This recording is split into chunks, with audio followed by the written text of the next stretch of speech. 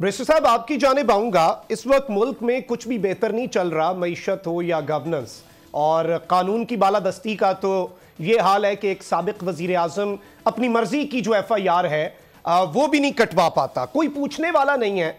और इस सब में सहाफ़ियों को उठाया जाता है, टॉर्चर भी किया जाता है, क्योंकि सहाफ़ी खबर देते हैं, सच बोलते हैं, आईना दिखाते हैं, और आईने में चेहरा अपना अच्छा बहुत से लोगों को नज़र ना आए तो वो चेहरा ठीक करने के बजाय आईना तोड़ देते हैं। अभी हाल ही में कुछ वाकया आपके साथ भी हुआ, और जिस तरह की उसमें सिचुएशन थी उसकी जितनी मजम्मत की जाए कम है, और उस मामले पर आप क्या कहना चाहेंगे?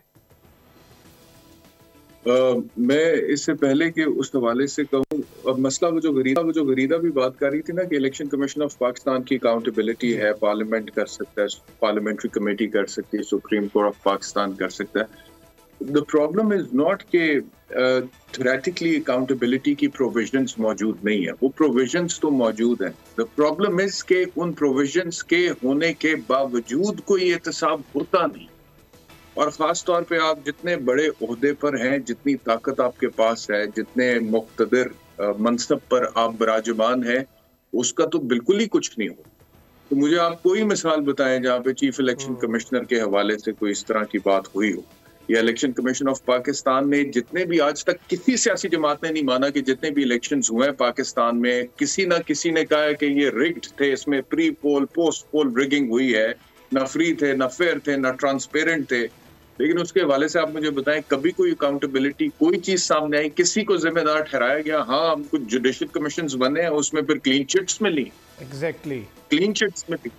तो मैं उस अकाउंटेबिलिटी की बात कर रहा हूँ जो कि हकीकी अकाउंटेबिलिटी है या हो, उसकी तरफ मैं इशारा कर रहा था। बाकी जो बात है वो ठीक है, यहाँ पे इस मुल्क में तो इमरान खान को गोलियां लगी हैं और इमरान खान इंसाफ के मुतलाशी हैं, और वो कहते हैं कि जी मेरी FIR दर्ज नहीं हो सकी। अरशद शरीफ साहब का कत्ल हुआ है, उनके बच्चे यतीम हो गए हैं, उनकी बूढ़ी वालदा इंसाफ की खातिर दरबदर ठोकरें खा रही हैं, उन लोगों को इंसाफ नहीं मिल सका। तो इसमें कौन सी बड़ी बात है कि अगर मुझे 2-1 घंटे के लिए गैर कानूनी हिरासत में रख लिया गया था और उसके बाद मुझे रिहा कर दिया गया।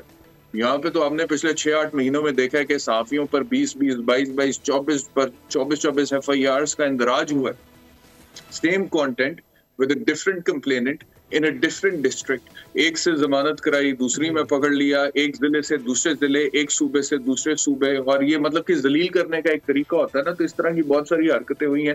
तो जब ओवरऑल स्कीम ऑफ थिंग्स में आप देखें ना, ये चीजें चल रही हो सिस्टम के अंदर, निजाम के अंदर, और कोई अकाउंटेबिलिटी नहीं, और मैसिव लेवल पे इंसानी हकूक की पामाली हो रही है, तो वहां पर इस तरह के वाकयात होते हैं। ये कोई अचंभे की बात नहीं है कि मेरे साथ इस तरह का एक वाकया हो गया है कि 2 घंटे के लिए मुझे गैर कानूनी हिरासत में रखा गया है। अकाउंटेबिलिटी की मैं यही तो बात कर रहा हूँ कि इलेक्शन कमीशन ऑफ, या ये चीफ इलेक्शन कमिश्नर की अकाउंटेबिलिटी तो बहुत दूर की बात है सर।